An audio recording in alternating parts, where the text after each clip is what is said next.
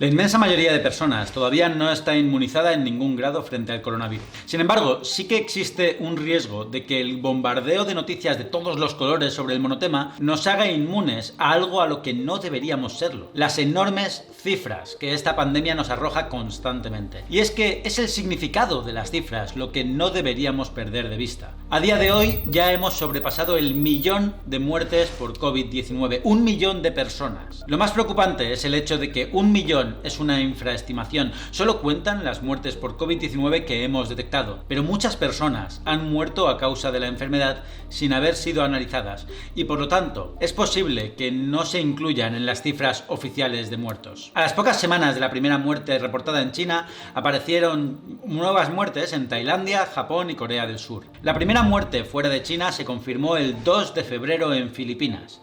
El 11 de marzo, la OMS, la Organización Mundial de la Salud, declaró una pandemia. En los meses posteriores, prácticamente ningún país ha resultado indemne del COVID-19 o el coronavirus que lo causa. Sin ajustar el tamaño de la población, el país más afectado es, con mucha diferencia, Estados Unidos, seguido de Brasil, India, México y Reino Unido. Al principio, el aumento de las muertes por COVID-19 fue gradual. Se necesitaron 2 meses para que el número de muertos superara los 774 muertos de la epidemia de SARS de 2003, que fue causado, por cierto, por otro coronavirus.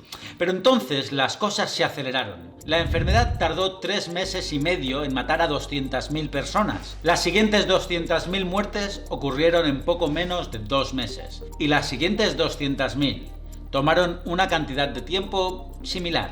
Pero a finales de agosto ya era suficiente un mes para ver morir a otras 200.000 personas. Si bien al comienzo de toda esta locura podría haber sido razonable esperar que finalmente el coronavirus fuera similar a la gripe común, hoy sabemos que es bastante peor. En un mal año la gripe acaba con la vida de 650.000 personas en todo el mundo. A día de hoy el COVID-19 ya ha matado a muchos más. Ya os digo, más de 1.000.000, y no en circunstancias normales, sino frente a un bloqueo global como el que nadie podría haberse imaginado hace un año. Y además, todavía faltan unos meses para completar el año. Y por cierto, no tiene pinta de que las muertes se vayan a detener completamente o que el virus se vaya a erradicar, incluso si logramos una vacuna eficaz. Y aún es frecuente encontrar a alguien diciendo de vez en cuando aquello de que los países en vías de desarrollo o subdesarrollados apenas han sido afectados. Dejadme aclararos esto, os equivocáis. Bueno, a medias en realidad, os cuento. En los primeros días de la pandemia, las pocas pruebas disponibles para el COVID-19 obstaculizaron la capacidad de los gobiernos y los investigadores de ver cuántas personas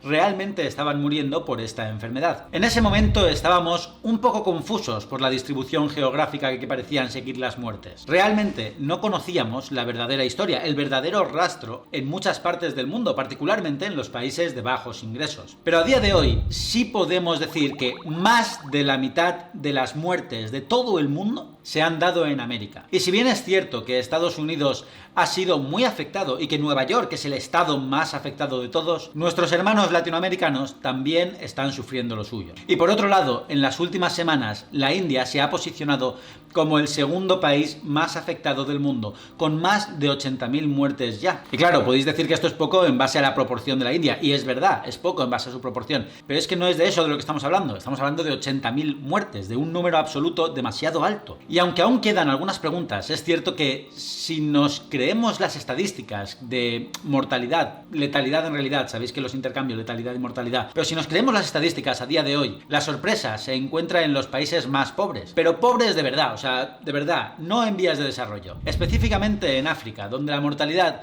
no ha sido tan alta como esperábamos. Los recuentos oficiales en los países africanos han sido bajos. Eso sí, Sudáfrica es la excepción, con 15.000 muertes. Y esta es una de las cuestiones que los investigadores todavía están explorando. ¿Por qué el número de casos es bajo en muchos países de ingresos bajos? Las posibles razones que se barajan hasta la fecha incluyen la falta de datos, tener una población más joven o simplemente que muchos impusieron bloqueos rápidamente. Otra explicación es que no hayan sido contagiados tan fuertemente por las infecciones de los viajes, porque la gente pues no viaja mucho a esos países. Es decir, que como menos personas van a esos países de viaje, es menos probable que existan muchos focos de exposición al virus. Es cierto que globalmente la mayoría de ese 1.000.000 de muertes muertes corresponden a mayores de 65 años, pero en promedio, esas cifras de muertos todavía tenían más de una década de vida por delante.